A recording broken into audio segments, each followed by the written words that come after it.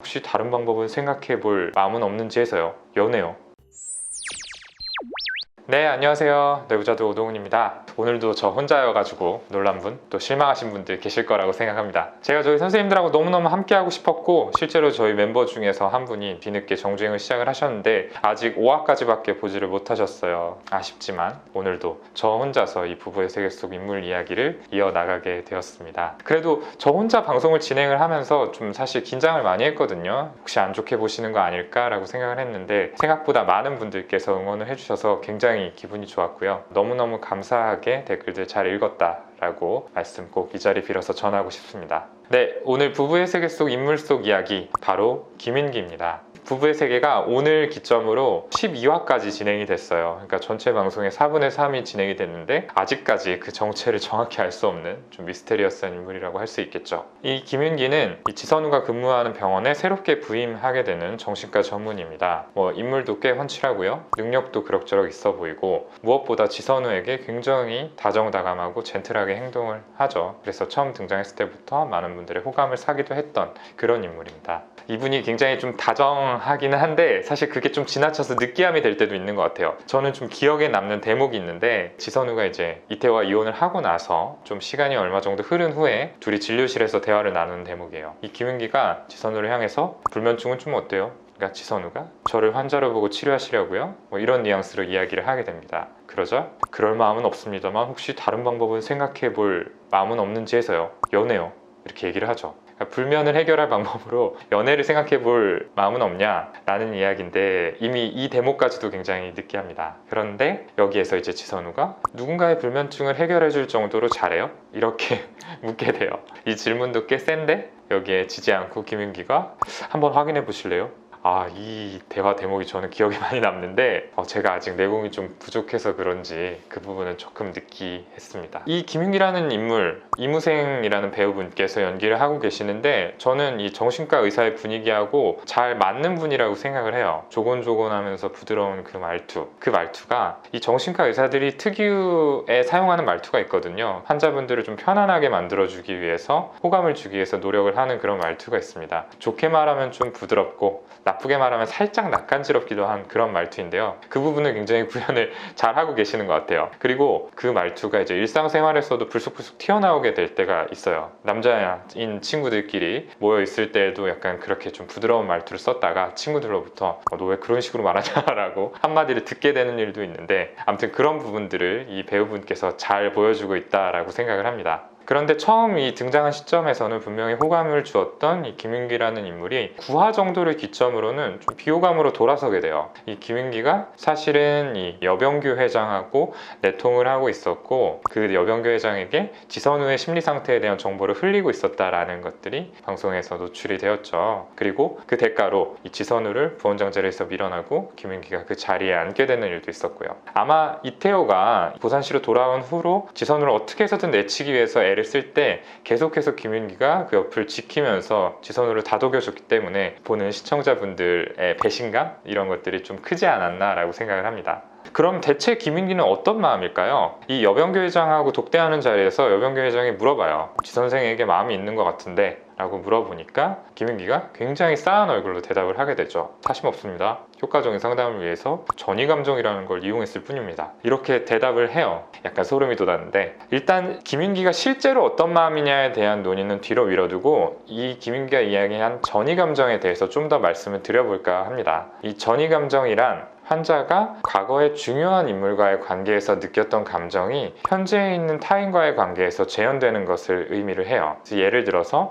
과거에 엄격한 아버지를 굉장히 두려워했던 환자라고 한다면은 그 감정이 현재에 있는 중년의 상사에게 옮겨와서 이 상사를 대하는 걸 굉장히 어려워하고 무서워할 수 있다는 거죠. 상사가 나에게 특별히 혼내거나 나쁜 말을 한 것도 아닌데 상사의 목소리만 들어도 굉장히 떨리고 긴장이 된다라고 한다면은 이건 과거의 아버지와의 사이에서 느꼈던 감정이 현재 인물인 상사에게 옮겨온 전이의 결과다, 이렇게 설명을 할 수 있는 겁니다. 이 치료자와의 관계에서도 전이가 발생을 하게 되고 바로 이 지점이 정신과에서는 중요하게 다루는 부분이에요. 이 치료자에 대한 전이는 프로이트가 고안을 했는데, 프로이트는 이 전이 감정이라는 게 환자의 무의식을 탐색하는 데 굉장히 유용한 재료가 된다라고 생각을 했고요. 그래서 전이가 잘 일어날 수 있도록 좀 만들어야 된다라고 했어요. 전이가 잘 일어날 수 있게 만든다는 게 단지 환자에게 나에 대한 호감을 품도록 잘해주고 연애 감정을 품도록 만들고 이런 것들이 아니고 굉장히 중립적인 태도를 취해야 된다라고 이야기를 했습니다. 본인에 대한 정보를 최대한 노출하지 않고 말도 잘 하지 말아라, 이렇게 이야기를 했어요. 그래야만 환자가 치료자를 하얀 도화지 같은 상태로 인식을 해서 본인이 가지고 있던 무의식 속의 감정을 치료자에게 투사할 수 있다라고 생각을 했거든요. 지금까지 이야기한 내용이 정신과에서 이야기하는 전이의 의미인데요. 사실은 김윤기가 이러한 의미로 이 전이라는 단어를 사용했을 것 같지는 않습니다. 사실 전이를 유도하기 위해서는 최대한 중립적인 자세를 지켜야 되는 거거든요. 근데 김윤기는 굉장히 지선우에게 잘해줬잖아요. 그리고 지선우가 이런 정신분석적 치료를 받고 있는 상태도 아니기 때문에 이런 의미의 전이를 이야기하지는 않았을 거라고 생각을 합니다. 저는 아마 김윤기가 좀 더 폭넓은 의미의 전이를 염두에 두고 이야기했을 거라고 생각을 해요.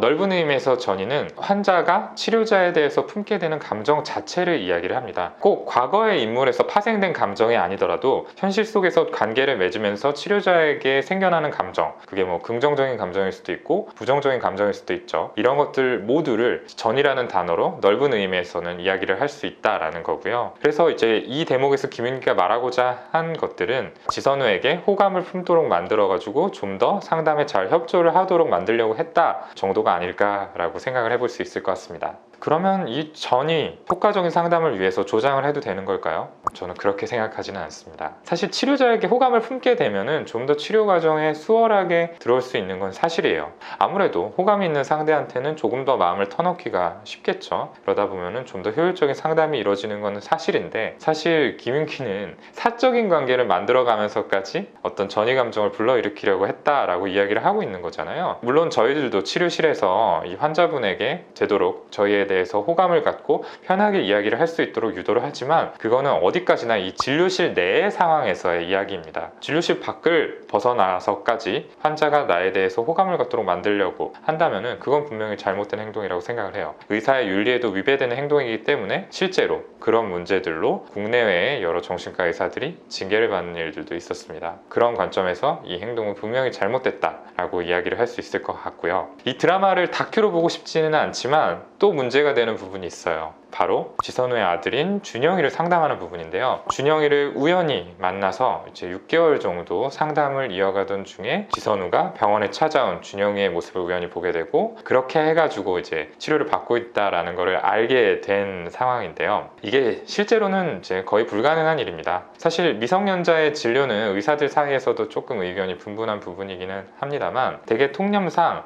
일반적인 진료, 뭐 감기라든지 단순한 배앓이라든지 이런 것들로는 이제 보호자의 동의 없이도 진료가 가능하다라고 생각을 해요. 근데 이것도 좀 제한적인 부분이고, 무엇보다 정신과 진료는 반드시 부모의 동의가 필요하다라는 것을 제가 학회에 오신 판사님의 직접 이야기를 들었습니다. 예외가 되는 경우가 존재를 하는데요. 부모에 대한 학대가 의심이 되는 정황이라서 이거를 신고를 해서 부모의 친권이 정지가 되고, 그런 상황에서 이제 치료가 이루어지는 것, 이거는 가능하다라고 해요. 근데 뭐 굉장히 예외적인 상황이라고 할 수 있겠고, 지금 이 준영이와 지선우의 상황에 맞다라고 할 수도 없겠죠. 그래서 이건 역시 분명히 김윤기가 잘못을 한 행동인 건 맞습니다. 그런데 솔직히 말씀을 드리자면은 저는 그 마음이 조금 이해가 가기도 했어요. 사실 지선우 캐릭터를 보면은 상대의 마음을 헤아리는 능력이 조금 약해 보이는 거는 사실이거든요. 그리고 특히 준영이에 있어서는 좀 이성적인 판단을 내리기가 어려워하는 모습들이 보였잖아요. 지선우가 굉장히 두려워하는 게 본인이 부족해서 아들을 제대로 케어하지 못해서 아들에게 어떠한 결핍이 생겼다라는 상황인데,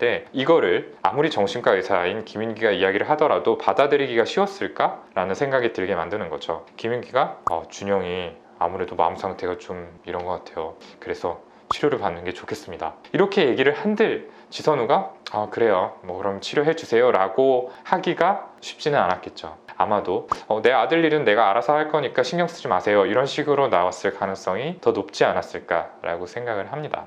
제가 왜 이렇게 말씀을 드리냐면은 실제로 이런 케이스들이 정말로 많아요. 소아청소년인 이 친구들은 본인이 굉장히 힘들다고 이야기를 하고 또 치료를 받고 싶다라고 이야기를 하는데 정작 부모님께서는 치료에 동의하지를 않는 거죠. 그런 케이스들이 참 많고, 특히 저 같은 경우에는 이제 팟캐스트 그리고 지금 보시고 계시는 이 유튜브 채널을 운영을 하고 있기 때문에 청소년 친구들한테 그런 메일들이 많이 옵니다. 너무너무 힘든데 어떻게 부모님을 설득할 수 있을까요? 꼭 병원에 가서 치료를 받고 싶어요, 이런 얘기들을 하는 거죠. 참 그런 메일을 받으면서 제가 이거 어떻게 좀 도움을 드리기가 어려운 부분이라 참 많이 안타까웠던 기억이 납니다. 준영이를 몰래 치료한 것을 절대 잘했다고 할 수는 없지만 실제적으로 이런 상황들이 있을 수도 있기 때문에 너무 나쁘게만은 보지 않았으면 좋겠다라는 말씀을 좀 드리고 싶습니다. 마지막으로, 그러면 김윤기의 진짜 마음은 뭘까요?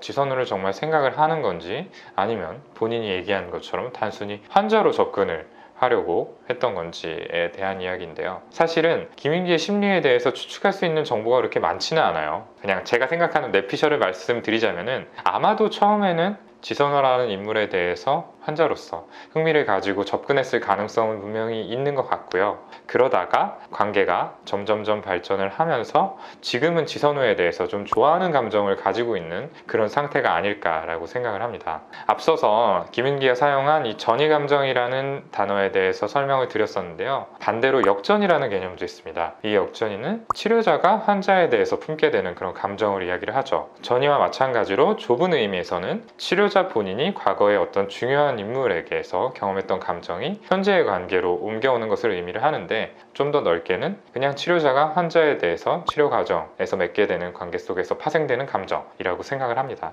그런 관점에서 봤을 때 김윤기는 본인이 전이 감정에 의해서 그런 행동을 했다라고 얘기를 하고 있지만, 반대로 역전이 감정이 분명히 존재를 하고 있고 그 역전이 감정에 따라서 움직이고 있는 거 아닐까, 그런 생각을 해봅니다. 사실 많은 분들께서 김윤기가 사이코패스다, 소시오패스다, 이런 무서운 얘기들을 하시더라고요. 그런데 이제 최근에 지선우와 여병결장이 만나서 어떤 협상을 할 수 있도록 식사 자리를 마련해 준 것도 그렇고요. 설명숙하고 대화를 나누면서 이 김윤기가 지선우에 대해서 좋은 감정이 있다라고 오픈을 한 거를 봐도 그런 사이코패스, 소시오패스는 아니지 않을까라는 생각을 해봅니다. 물론 아직까지 좀 불안 요소는 있는 것 같아요. 너무 김윤기가 이 지선우한테 어떤 사건이 일어날 때마다 그 자리에 등장을 해서 해결을 해주고 다독여주는 역할을 하는데, 마치 알고 있던 사람처럼 행동을 한다는 거죠. 근데 김윤기마저 그렇다면은 지선우의 삶이 좀 너무 퍽퍽하지 않나라는 생각이 들어서 저는 김윤기가 지선우를 생각하는 사람이기를 바라봅니다. 네, 오늘은 부부의 세계 속 인물 분석 김윤기에 대해서 이야기를 드려봤습니다. 사실 앞서서 말씀드린 것처럼 김윤기에 대해서는 어떤 심리적인 부분을 이야기할 소스가 많지 않다 보니까 주로 김윤기가 한 이야기나 행동에 대해서 이 관점을 좀 말씀을 주로 드렸던 것 같고요. 좀 재밌게 보셨으면 하는 바람이 있습니다. 이제 부부의 세계 4화밖에 남지 않았는데 시간 여력이 아마도 될 것 같아요. 가능하다면은 제가 저희 방송이 끝나기 전에 많은 분들이 궁금해하시는 주인공 지선우의 심리에 대해서 총정리를 한번 해서 다시 한번 돌아오도록 하겠습니다. 그동안 방송 보시면서 궁금하신 부분 있다라고 하시면은 댓글에 꼭 남겨주시면 제가 다음번 분석에 함께 답을 드리도록 하겠습니다. 감사합니다.